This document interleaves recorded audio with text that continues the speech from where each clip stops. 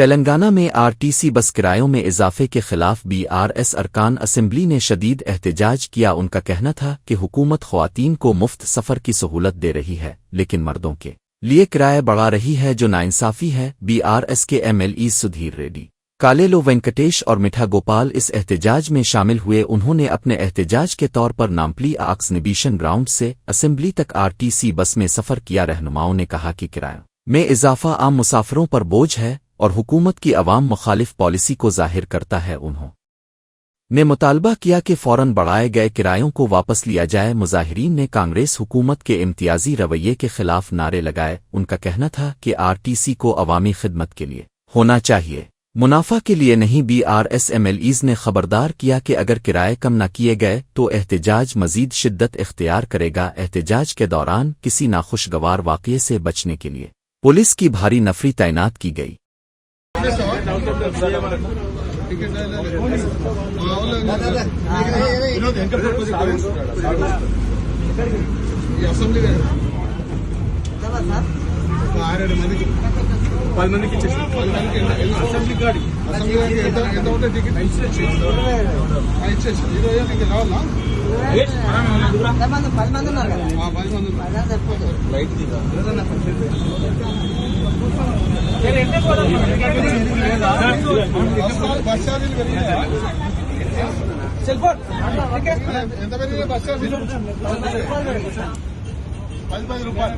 ₹10 long అయితే long అంటే మూడు స్టేషన్ మూడు స్టేడియం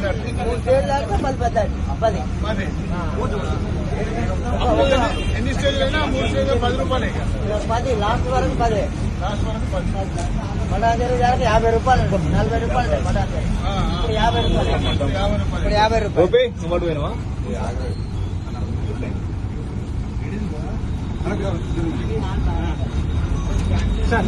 రేవంత్ రెడ్డి పరిపాలన రేవంత్ రెడ్డి